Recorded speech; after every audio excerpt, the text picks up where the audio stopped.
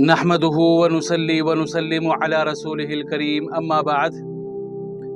ہمارے بہت سارے مدارس میں اور مکاتب میں قاعدہ پڑھایا جاتا ہے یسرنا القرآن۔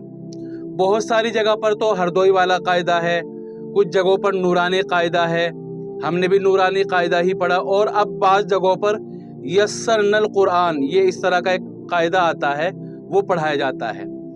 تو میں یہ عرض کرنا چاہتا ہوں کہ اس کو اپنے بچوں کو نہ پڑھائے۔ اساتذہ سے گزارش ہے، مدرسے کے ذمہ داروں سے گزارش ہے، پڑھانے والے اساتذہ سے گزارش ہے کہ وہ یسرنا القرآن نہ پڑھائے۔ کیوں؟ اب آپ کہیں گے اس کے اندر کیا خرابی ہے؟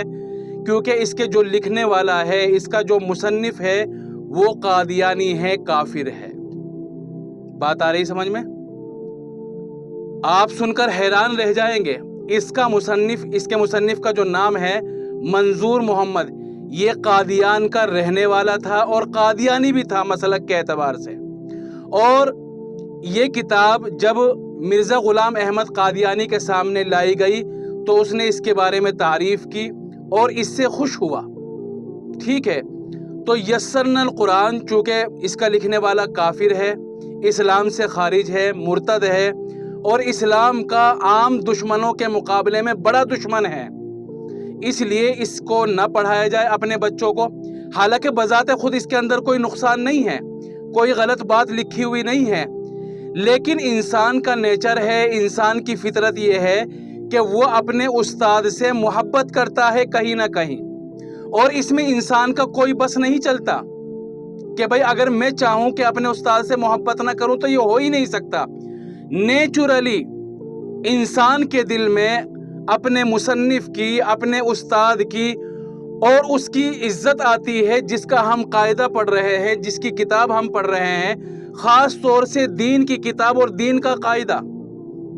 نہ چاہتے ہوئے بھی انسان کے دل میں کہیں نہ کہیں اس کے لیے محبت کا جذبہ ہوتا ہے، اور جب اس سے محبت ہوگی تو ظاہر سی بات ہے کہ وہ غیر اسلام سے اور مذہب قادیانیت سے بھی وہ روشناس ہو سکتا ہے، اس کی طرف اس کے دل کا جھکاؤ ہو سکتا ہے۔ یہ انسان کا نیچر ہے۔ اگر کوئی چاہے کہ ہم قاعدہ پڑھیں گے، قاعدہ پڑھائیں گے، لیکن اس کی محبت نہیں آئے گی، ہو ہی نہیں سکتا۔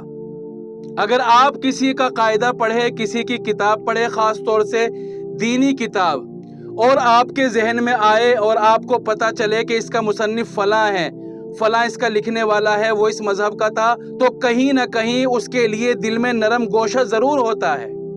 اس لیے تمام حضرات سے گزارش ہے کہ یسرنا القرآن اپنے بچوں کو نہ پڑھائے۔ جب ہمارے پاس دوسرے قاعدے بھی موجود ہے، ہردوئی والا قاعدہ موجود ہے، اور پرانا قاعدہ یعنی نورانی قاعدہ موجود ہے، اور بھی بہت سارے قاعدے ہیں، تو پھر کون سی مصیبت ہے کہ ہم یسرنا القرآن پڑھائے؟ ضرورت ہی نہیں ہے۔ ہمارے پاس معتبر علماء کے قواعد موجود ہے، معتبر مصنفوں کے قواعد موجود ہے، تو پھر ہمیں یسرنا القرآن پڑھانے کی کیا ضرورت ہے؟ اس لیے بہتر یہ ہے کہ اپنے بچوں کو یسرنا القرآن نہ پڑھائے۔ اگر کوئی فی الحال پڑھا رہا ہے، آدھا ہو گیا یا پورا ہو گیا، تو فوراً نکال دے۔ ایسا نہیں کہ اگر کسی کا 1-2 صفحہ رہ گیا، 1-2 تختی رہ گئی، تو اس کے پورا کرنے کے بعد نکال دیں گے، ابھی نکال دے، یہی زیادہ بہتر ہے۔ یہ ایمان کا معاملہ ہے، ایمان کا، ایمان کی حفاظت انسان کا اولین فرض ہے، اور سب سے بڑی نعمت اللہ تعالیٰ کی وہ ایمان ہے۔ اگر اسی میں خلل ہوگا تو پھر بچا ہی کیا؟